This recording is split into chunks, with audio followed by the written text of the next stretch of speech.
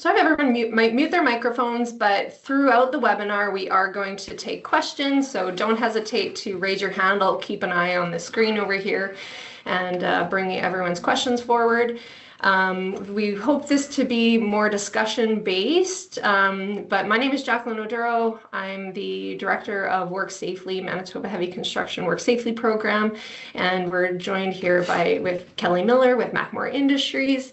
And Kelly is, we're really appreciative of you, Kelly, to join us and share all your knowledge on Type 2 hard hats. With the requirements on job sites increasing to a Type 2 hard hat, we just thought this would be a great topic to discuss with our membership. And so I'm going to just start with a land acknowledgement. The Manitoba Heavy Construction Association acknowledges it operates on Treaty 1 territory and the traditional lands of Anishinaabe, Cree, Oji-Cree, Dakota, and Dene peoples, and on the homeland of the Métis Nation. Okay, so we're going to get right into it because we've got lots to discuss. Kelly and I were talking that this would probably be a quick webinar. You know, we'll just some base information, but then as we've been talking, there's a lot. There's a lot to hard hats, and you know, it's just one component of the controls that we have in place to protect us on the job site, but there's a lot to it, and so I'm really excited to get to some of your questions and share the information that we have here. So I'm going to start off, and everyone can see the screen. I've shared my screen here. The slide should show understanding head injuries in construction. Yeah, great. So really, before we get into the equipment itself, we just kind of wanted to talk to everyone about, you know, the risks that we're trying to control. And so here we're talking about, you know, common causes of head injuries. We've got slips, trips, and falls. You know, we've got struck by incidents, swinging loads, equipment entry, what we call those head bangers on job sites, and sometimes that can happen on entry and exit of equipment, contact with fixed objects. But it is the leading cause of serious harm and injury in the construction industry. And so, you know, we wanted to talk about protection for both laterally, as what we traditionally have seen in hard hats, and then also with vertical impacts from the side as well. And so we just really, why we wanted to bring this topic forward is that we've got evolving standards and more awareness on job sites that are driving this change. Yes, for sure. Not sure if everybody's aware of what Type 2 looks like, even on the internal works. But, yeah, we're going to go right to it. I can definitely show you that or give you a kind of a glimpse of what it does look like. Type 2 is both top and side impact. I'll just hold one up here. I think you guys might be able to see this. I'm not sure. Yep. But that was your standard Type 1 back in the day, which was just a top impact hard hat, very basic. Nothing fancy about this at all, okay? Which now has evolved into Type 2, which now looks like this. Where am I here? If you just hold still, okay, there it is. Better. Yeah. So you can see the differences already in the makes and models, kind of the interior works, allowing side impact, having the foam. The top impact looks a little different now as well.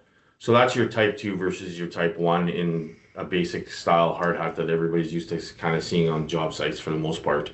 It's evolved into a lot of different other ones. We can definitely, I'll show those as we go, but we'll start with that. So that's kind of where it's at. I'm not sure if we want to go with it. So we're talking like energy absorption, right? Exactly. Yeah. So anything impact sidewise, it's, you know, again, this should help protect the side impact.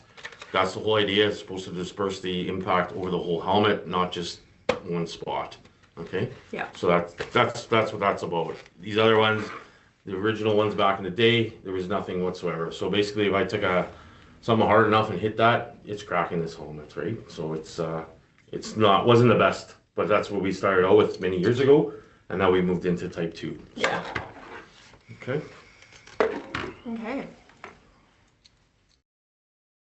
keep an eye out for any questions as we go. But yeah, here's a visual of kind of the differences on that type 1 versus type 2 with the additional phone and impact points. And that also displays the chin strap as well that we're going to talk about as we get into more into the webinar here as well.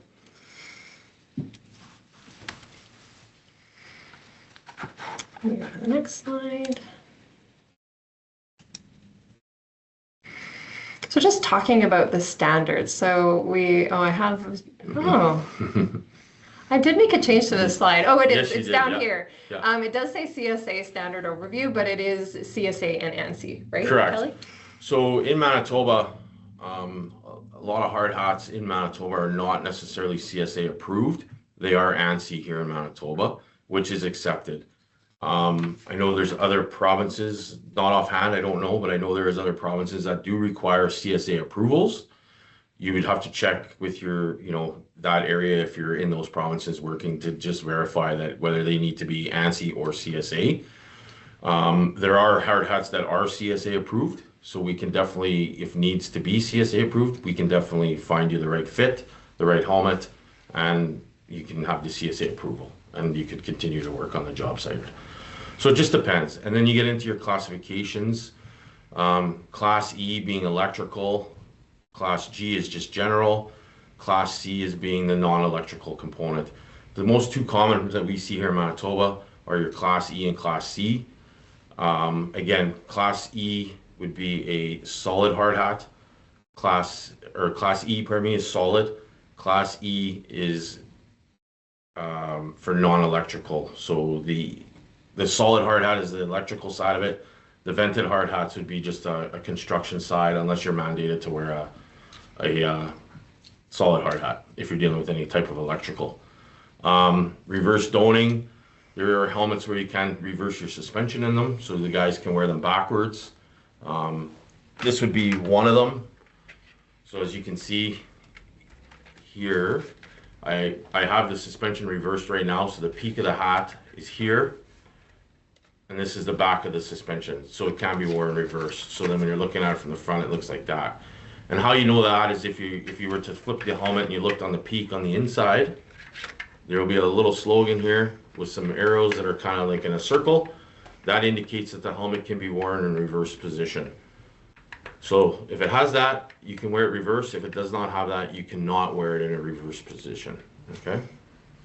So I'm going to just apply a non-background so that, Yep. because I think our background here is Sure. causing issues. So now we're just gonna, there we go. I think that'll be better for everyone. Yeah. So there, like I said, there's a reverse doning situation where the suspension at the back of the head is matching the peak, which would be worn at the back. Or if I chose, I could pull the suspension out, reverse it, and then I could be wearing it with the peak facing forward. And this ratchet would be here at the rear. And again, your strap, it has this one, I have it with the integral chin strap, and we'll get into that. We'll talk about that here coming up very, very shortly. And do you guys, just back to you guys on the call, do you want to see the two differences between the hard hats as well? Because now that we've changed the background, it might provide a better visual. We could do that really quick. Go back to that. So this was your original Type 1 that we spoke about a little bit earlier. Very basic. As you can see, there's not a lot happening here with the internal works of this helmet. This becomes your new version of the Type 2 in that similar style. So you can see the interior on it here. It's got a lot more padding here on the top. It's got the side foam, a little bit more here on the back of the head foam as well, versus a nicer sweatband, and it's a nicer helmet overall, right? So things are evolving in the right direction. Things are changing. There's many versions of these available. There's full brim hats. There's different colors available, so you can have a full brim if a guy chose. This one's got the venting. This one has vents. They do make them in solid.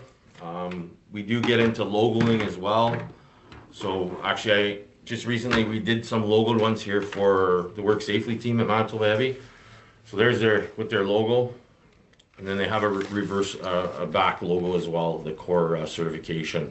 And they went solid, just based on kind of what we talked about needs. So, you know, not that anybody here may be working on electrical, but it's overall they can go on anywhere with this helmet and be able to do whatever they need to do, and there's no issues. So I have a question because Yeah. we have logos on this hat, Yeah. but I know stickers is always a question that we get on site. And so Sure. what's the difference between a branded hat versus stickers? So stickers is a big one. As time has moved forward here, I know years ago, and even myself before I was in this industry, everybody's stickered a hard hat. Some guys would load them right up, cover the whole helmet, whatever it took, right? But the whole idea there is helmet decals that are made for helmets, but it's all in the adhesive of the decal, which allows it to be fastened to the helmet. Oh. If you just took a regular sticker, like your kids would have at home from a sticker book, and put it on your helmet, that adhesive is not going to do very well with the hard hat. It actually will eat the plastic or weaken the structure. So that's the idea. So that's why a lot of guys now, or companies, are just doing company logoed hard hats, because it's built into the helmet itself. It doesn't affect the integrity. It doesn't break down. It doesn't eat away or, you know, put any stress on the helmet itself. I didn't know that about the adhesive. I thought it was more about that.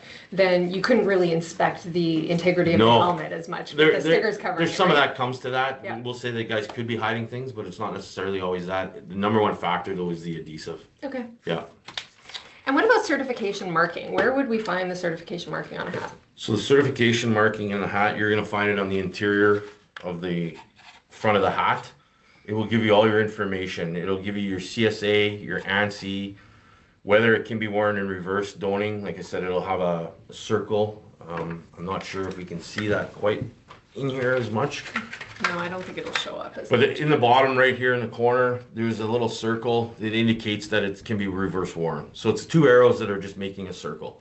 So the arrows indicate that you can flip your suspension and wear it either way. What about on the helmet style?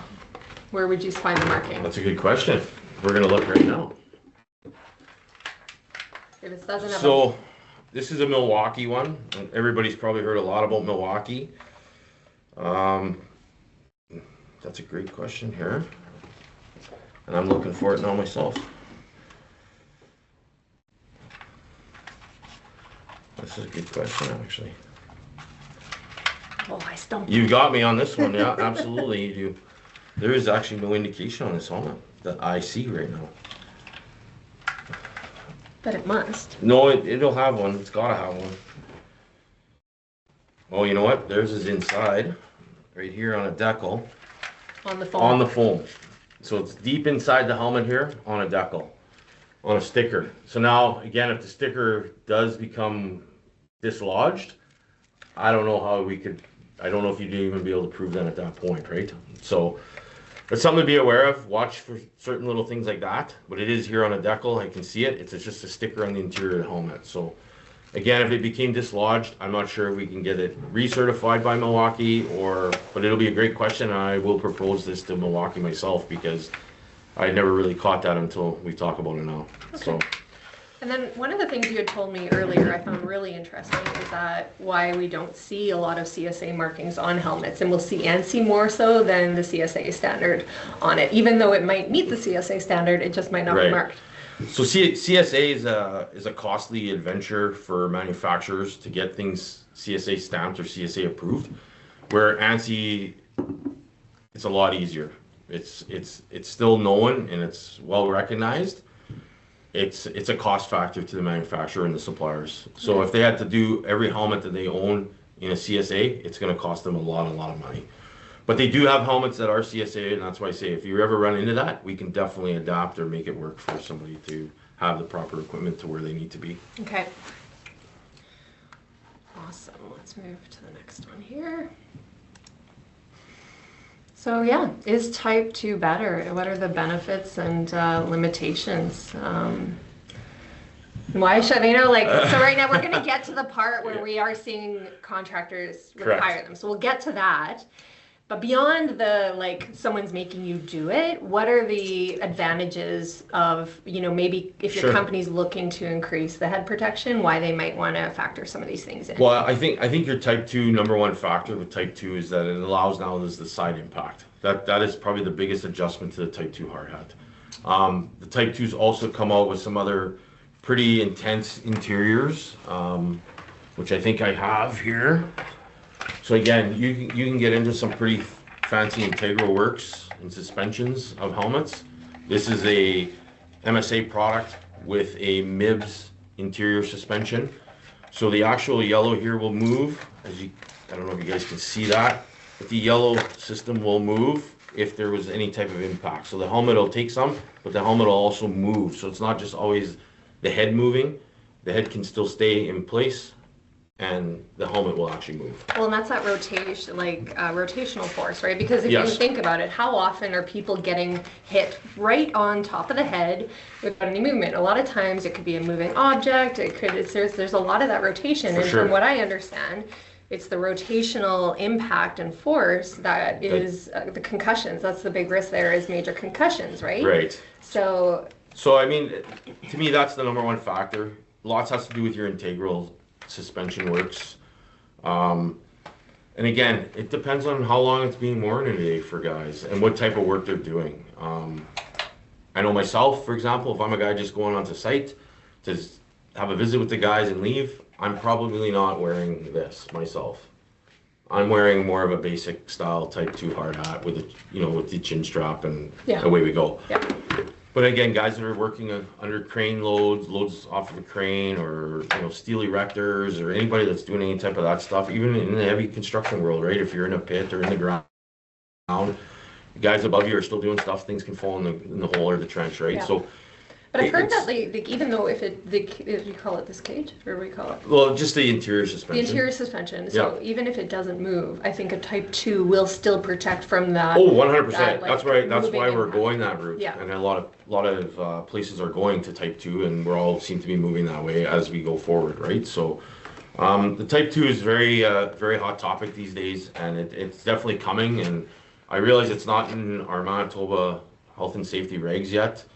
It still says Type 1, but it's moving to Type 2. And a lot of contractors have gone to Type 2, are moving to Type 2, asking their subcontractors to wear Type 2 now. It's going that way. So it's more of a information that it's coming. If you haven't seen it already, it's definitely going to happen. Just when's it going to be actually, in our regs? I'm not 100% sure. I mean, that could be 2 years. It could be, who knows, right? They do reg reviews every 5 years. And then, But this has been a hot topic for 2 years already. yeah. So we're in year 3 of Type Right. 2. It's just really starting to take off now. So Yeah. it took about 2 years to kind of get it rolling. And what about the integrated chin strap? So that's kind of that's a touchy one. Integrated chin strap, a lot of people feel it needs to be built into the helmet when they say the word integrated. So MSA has chin straps that come in their helmets built in. PIP climbers are like that.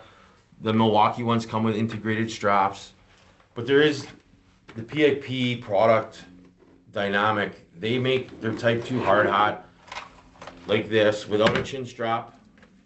But they have a chin strap from them that can be put into their helmets and work. It's not a third-party strap, it's theirs. It's been tested. The problem is when you start to go to third-party or try to do that, it doesn't work. That's because it's not tested. So as long as your brand of helmet or hat matches the brand of the chin strap that you're using, it should be fine. We have not run into any issues with that. And that's from the suppliers, the manufacturers. And so if you look at the helmets that we just got Yeah. made, those chin straps detach. Yeah, you can. So these ones can be removed. They've got a snap on them. They are a magnetic one touch on the underneath that connects. They can be removed because not necessarily right now all sites require chin straps.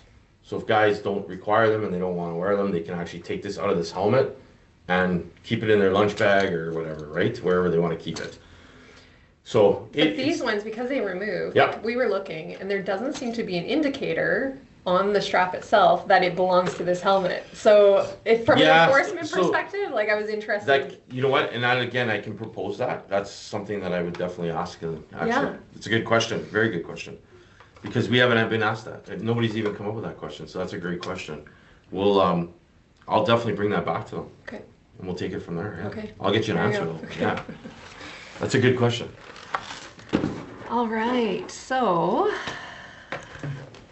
just wanted to talk a little bit about the legislative requirements. So we did talk about the CSA and ANSI standard. But yeah, Manitoba doesn't currently mandate type 2, as Kelly was explaining. So really when you're looking at, whether it's because of contractor requirements or if you as an organization are looking to upgrade to a type 2, one of the things I found really interesting is if you've ever worked in other provinces, internationally especially, type 2 hard hats are very common. And so I feel like we're a little bit behind here. They've been around a long time. They've been around a long time. And there's a lot of, especially in the international manufacturing world, that is the standard that you have to wear with a chin strap. And so, because they provide better protection at the end of the day. Mm-hmm. And, when we're looking at construction, it is one of the number one, injuries that we see on construction sites is, head injuries. And so that in itself, to me, sounds like a pretty good well, it's a pretty good case. reason. Yeah, exactly. Yeah. But at the end of the day, right now, as it stands, it is the employer's responsibility to determine the type of head protection required. Obviously, you have to have hard hats on construction projects in Manitoba, but it doesn't specifically state type 2. But really, from a hazard and risk perspective, you want to make sure that the protection that you choose actually matches the hazard you're exposed to. And so in a higher risk environment, it might justify or require a type 2 hard hat selection.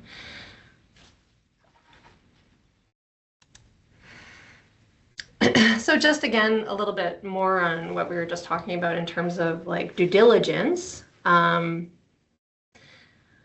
But I would include this in hazard assessments and risk ranking when you guys are looking at PPE. We know that the Manitoba Workplace Act and Regulations is the minimum requirement. So it's still responsible for the employer to choose the best protection for the circumstances. And so when you're looking at a due diligence case, will we see a point where there will be a bad accident and it may come out that it wasn't enough protection for the risk that was your workers were being exposed to. So just taking a look when you guys are making those decisions to make sure you document and do those risk assessments.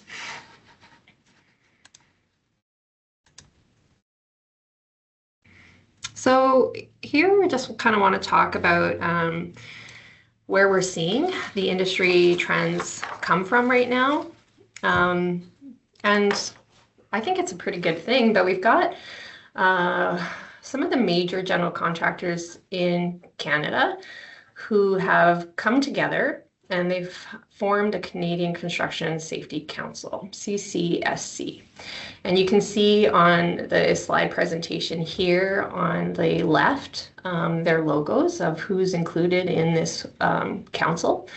And one of the things, and one of their main drivers is they want to reduce serious injuries and fatalities on their site and champion industry safety improvements. So they're basically saying, hey, in the circumstances that we work and the contractors work on site, the bare minimum and the minimum standards across all Canadian jurisdictions isn't good enough for our job sites. So they're taking it upon themselves, which, every organization can always go over and above, but collectively these large general contractors are saying, we want to see more stringent safety requirements on our job sites. Yeah. So one of there was letters that were distributed by some of these contractors to customers and contractors, subcontractors, that announced that as of January 2026, the Type 2 hard hat with the integrated chin strap is now required on these job sites. And so, many of you on the call are probably seeing that if you're working or bidding on jobs from these general contractors, that now this is a part of the requirements for being on site. Yes. And I know a lot of them have implemented that into their subcontractors now, as of, I believe it was March 1st. So, we're starting to see more of the subcontractors on our end reaching out regarding Type 2 hard hats. So Yeah. we have definitely seen an increase in that, and it's definitely going to grow. Yeah. There's a lot of guys that still haven't made that change, but it's coming, right? Everybody's going to be there at some point. So. And if you guys are in the process of bidding, or you know that it's in your future, then you might want to look at this now, proactively, then versus you don't want to show up on site and not know. Or not be able to get on Yes, site. get on site, Yeah. exactly. Oh, so let me just double check the chat here. Does anyone have any questions? I'm going to pause for just a second, but I'm going to let someone chime in if anyone has a question right now.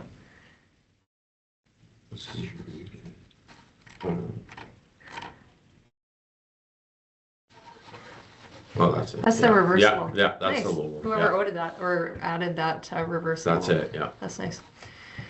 So any questions right now? Okay, we'll continue.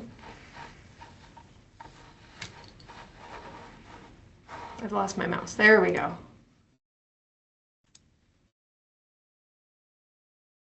So yeah, so just to expand a little bit more on a slide exactly of what is being required. So the Type 2 hard hat, mandatory for all personnel on the CCSC member job sites. And you'll see that it does, require the integrated chin strap. And, there's so many statistics that support the chin strap because of the helmet dislodging on first impact. Even if it's a fall from the same level, a lot of times, or if it's some kind of impact, there's usually a second blow that comes, whether it's on the same level or if it's a piece of equipment. But what happens is that the helmet will dislodge. A lot of times the system is a little looser because of comfort. Oh yeah. And so the helmet pops off, and then it's the second impact that really causes the head injury. And so the chin strap. So what you could say that too, like I was on a job site earlier this week and had our new helmets on, and I found them quite comfortable. I wasn't in it all day though. Right. But I was like thinking to myself, okay, is there the ability to use, it's still secure on my head, but because that was the only thing holding it to my head, I felt like I could loosen it just a wee bit. It was still on there, but it was the chin strap that was holding it to my head a little bit. So is there a little bit of give and take there, or what are the guys finding on site? Yeah, like you're right, and I see somebody saying they had some mixed feelings about these chin straps, but ultimately, again, you can tell them to wear it how they should wear it. The question is, how loose are they going to make it? Some guys are gonna, they say they got their beards or whatever have you. They don't want it catching, or, I mean, it's there as a secondary. Is it actually, again, if you're wearing it loose, is it really doing anything for you? Probably not. Probably not. It needs to be a little bit, running with your face, your contour to your chin, and again, ultimately, the back should be tight, right? Like again, not overly, but it should be tight, right? Like not to the point where you're gonna get a headache, but it's got to be good and snug, right? So but you're right. I mean, the initial impact, usually the helmet is getting somewhat shifted, and then on the second impact, it's either coming right off, or the idea is then the chin strap's going to kind of try to hold it from actually falling right off, right? Yeah. So that's the idea. Yeah. And then I don't know if Jenny, you could join the call a little later, but just to reiterate, so I think the integrated, it means that it was manufactured for the helmet. So it can be removable. It can be removed.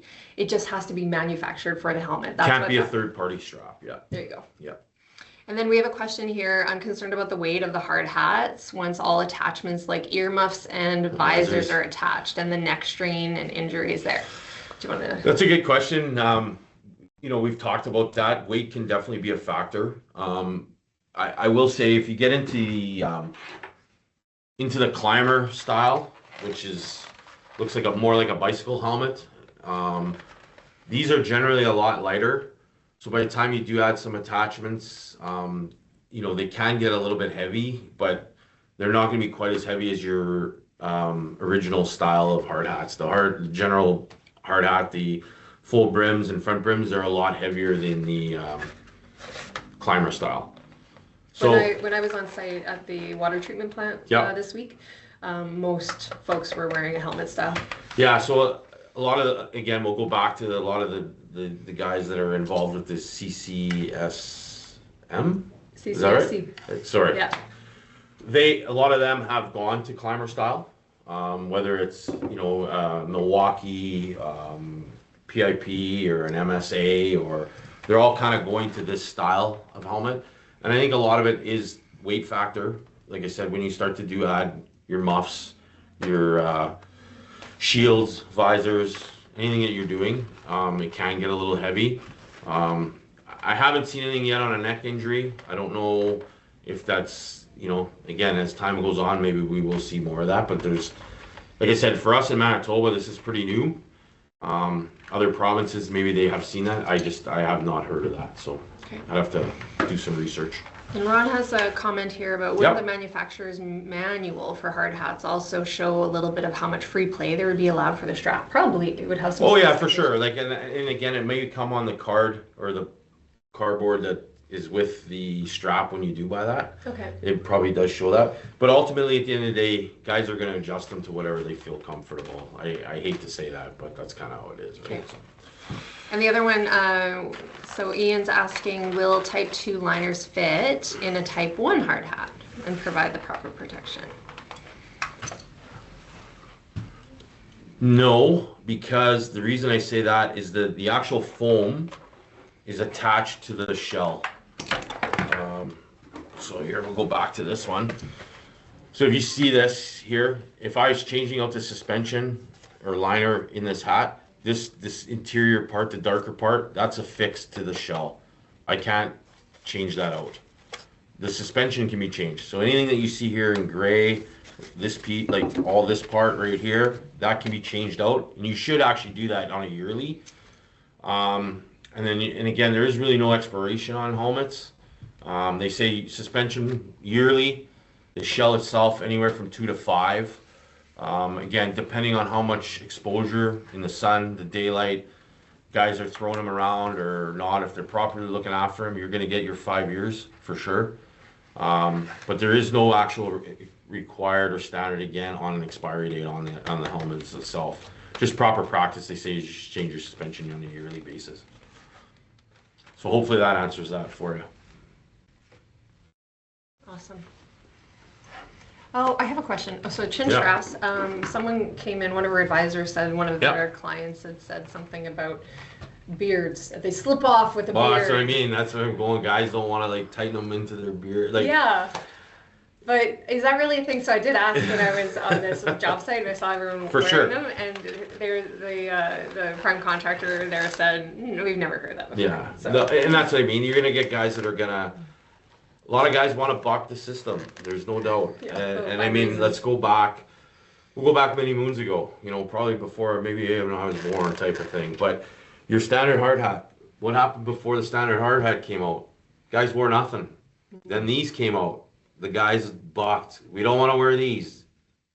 Nobody, I hate to say, guys don't like change, or individuals. Yes. Some embrace it, and some are definitely not going to embrace it. That's the issue, right? So ultimately, at the end of the day, I said, what did you do before you had to wear this one?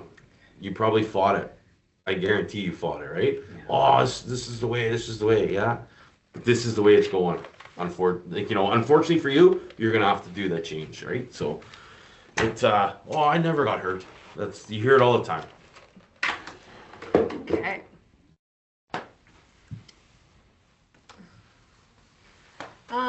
So when folks are looking to purchase, or if they're looking to switch out, what are the things that they should be considering? And well, again, a big part is going to be comfort. How long are you wearing your hat? What do you really require for the job you're doing? Do you need electrical? Do you not need electrical? Because then that's going to help whether you go to a solid hat or a vented hat. Next factor is look on the inside. Make sure you either have your ANSI or CSA, depending on where you need to be or what province you're in. Next thing is a lot of guys, like I said, are iron workers especially. They like to wear their stuff backwards. So again, reverse doning. Make sure you have that symbol if you're looking to wear it backwards. Welders, they generally like to wear these, right? Fabricators, everything like that. So it's a smoother helmet, allows your mask and everything else to be, worn properly and everything else. So those are the big factors. like I said, your number one factor though obviously is going to be your ANSI and CSA. Make sure you got that, and then the rest you can, an electrical and non-electrical. Those are probably the two factors. And then the rest of it's comfort. So what do you prefer? What feels good on your head, right? So. Well, I think that brings us to this one. So what's the big difference? Like we've got variances in price. Yeah. But like I'm looking, because we're talking about Type 2 hard hats. Yeah. So we've got $30 to $250. Like what's the difference, and why would somebody spend $250 per helmet versus $30? Is that a comfort thing, or is that a quality thing? Well, you know what? Again, I think sometimes it's I can't say it's manufacturing for sure. But a lot of helmets, when we kind of say those numbers, it's kind of like an individual asked earlier about muffs and visors and stuff like that.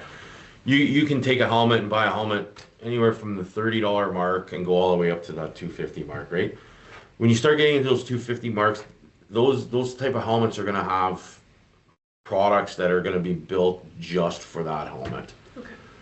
The $30 to $45, $50 helmets and stuff like that, even the $100, I can interchange third-party stuff that way. Okay. So muffs can be third-party, doesn't have to be that brand of helmet.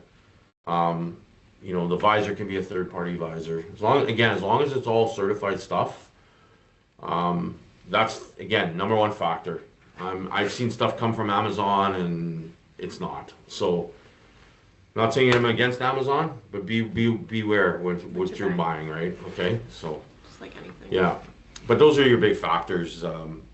Is the accessories at the end of the day? Some of them have to be made by that manufacturer to fit that helmet, and other products don't have to for other brands. So it's like buying Apple. You buy an Apple product, you're buying Apple, right? Okay. So great. So yeah, just a slide here on acceptance and change. You just had to like folks are resistant to change, right? So sometimes if any of you, I don't know if anyone on the call has gone through this transition, like I'd love to hear from someone on your experience and how you eased everyone through the transition, because it is true. Like even something as small as, the company could be paying for the helmets and still people are not thrilled about it. And it's like, it's better for you and it'll protect you, and they're still not happy about it. So does anyone have any comments to add to how you have gotten through some of these hurdles and addressed some of the concerns that your workers have had? Just read Ron's comment there. The beard, boat respirators, that is definitely an issue, yeah. A luxury. The beard is a luxury, he says. No, we've got a quiet group here. No one feels like they want to speak up. I think just at the end of the day, it comes down to communication, just like anything else. Trying to go down to the why. People don't feel like want to be forced into doing things, but if they understand why, sometimes they're easier to adapt. I always find it's really great to get one or two people who are, adaptable to the change, and if they're leaders on the work site and they're okay with it, then maybe their friends would be like, okay, it's not so bad. If Jim can do it, so can we, kind of thing. I have here a big issue. Ron says our crew mentions airflow. That'd be a big change for a concrete crew for sure. So again, I'll touch a little bit on that real quick. Like I said, you can either wear a solid hat or a vented hat, probably, again, depending on your situation. But if you were strictly doing concrete and you weren't really dealing with electrical, you can definitely wear a vented hard hat. So airflow would be, somewhat there, but not necessarily the best. Like you said, guys are going to complain, because they do complain about it because of the interior now is a little bit thicker, more stuff in the inside versus the basic Type 1 back in the day, right? So it definitely does come up. But again, I would think that your guys would be okay in a vented hard hat then at that situation. But again, that would be just provided they're not touching electrical would be the number one factor. Yeah. Also, we have most concern they've heard on site is that they don't want the chin strap.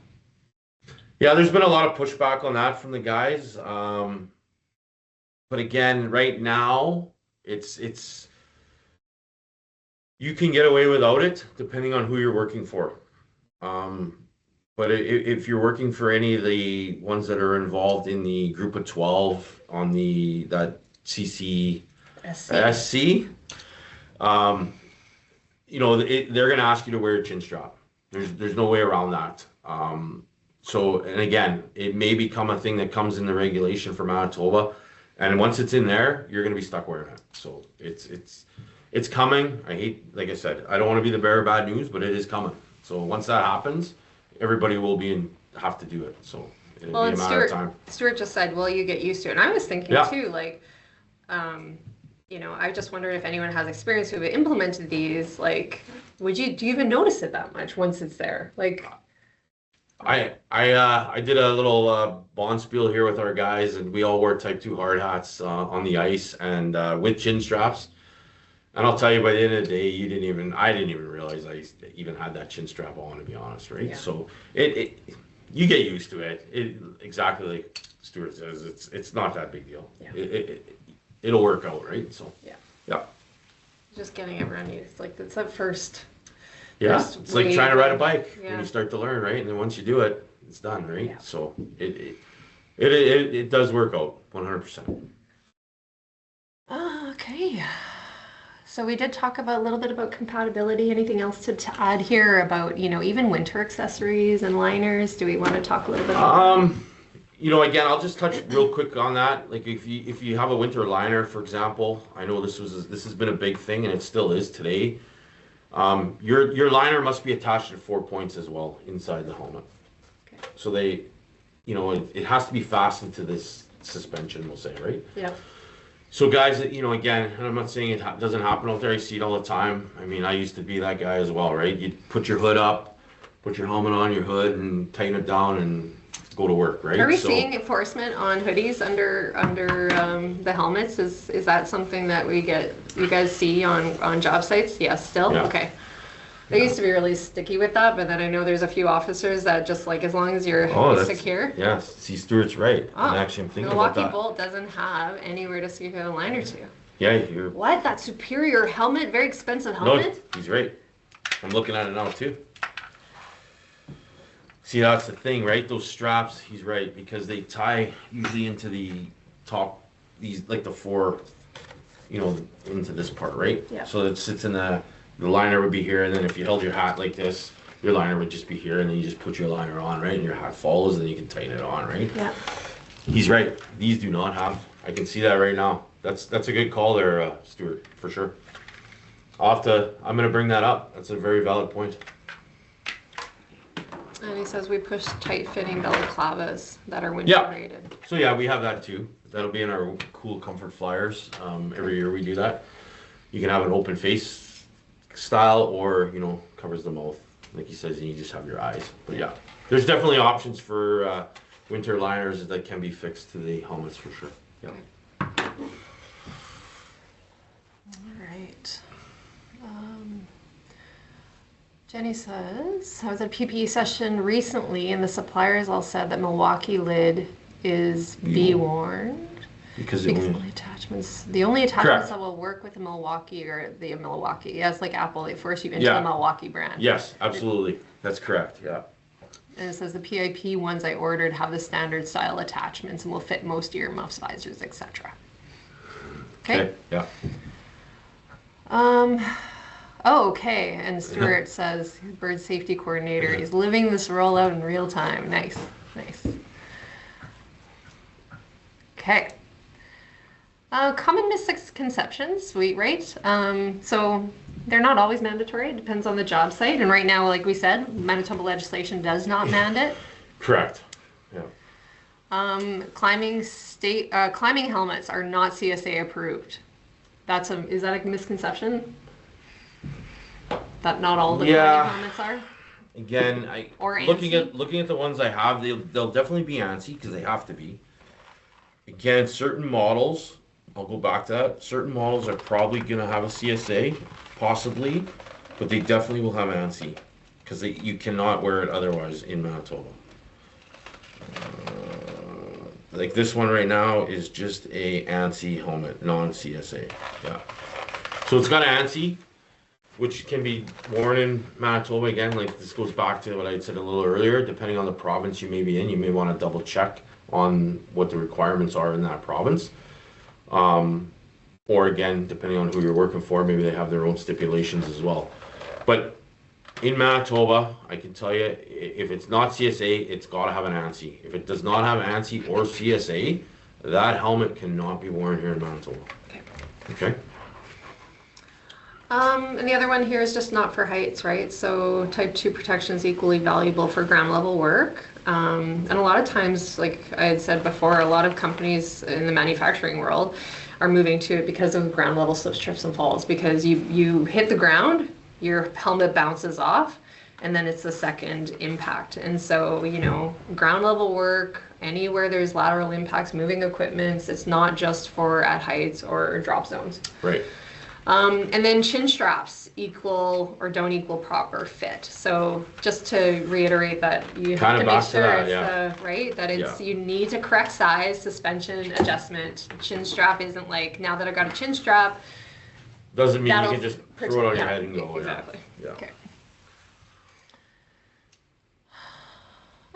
So just some guidance here on implementation. If you're looking to implement this is just a suggestion, and a model you'll all be familiar with is just to, you know, conduct hazard assessments, identify your risks. You can pilot the program too. Sometimes it's just easier, even if you have intentions of fully going forward, if you introduce something as a pilot, it gives workers a little bit of a ease of like, this might not actually happen. We're just trialing it out. And then when there's no complaints and everyone adjusts, then you can be like, yeah, we're moving forward with it.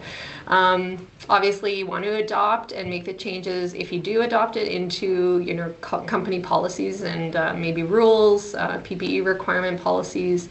And then obviously, like anything, you do the training and communication as rolling out.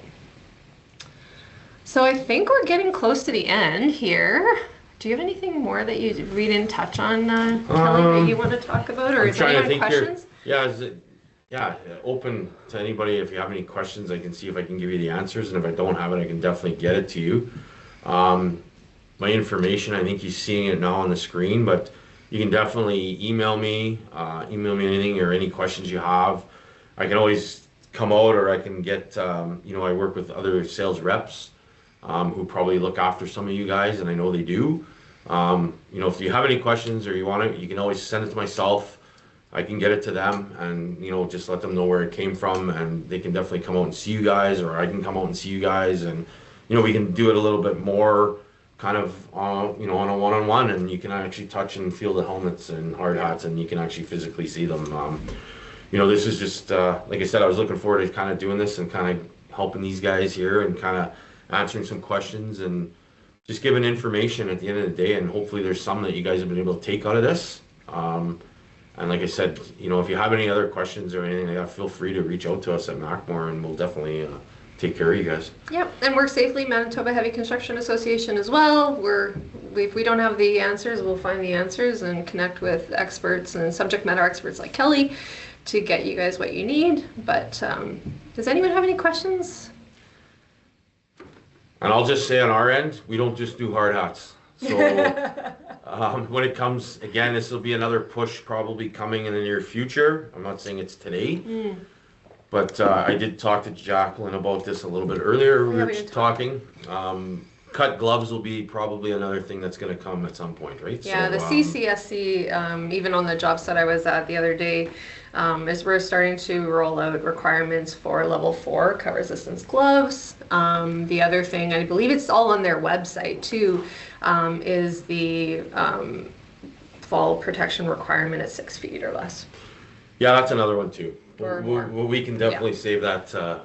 We can definitely save that. It's all starting to come rolling forward, and as it comes or gets into a lot more of that, we can definitely talk about that. And you know, we can always do another presentation just to help clear some of the air. I'm not saying it clears it perfect, but it gives you a little bit better of a picture at the end of the day, right? So, and cut gloves is definitely going to be a hot topic, I think, moving forward. So, and they do go all the way up to cut 9. So that's okay. Yeah. there's some heavy cut-proof gloves out there. So Awesome. And if anyone wants to throw in the comment section too, if there is a topic that you're really interested in that we can help connect subject matter experts to, something that you want more information on that WorkSafely can bring you, just please feel free to either reach out to us or throw it in the comments here. I'll make a note.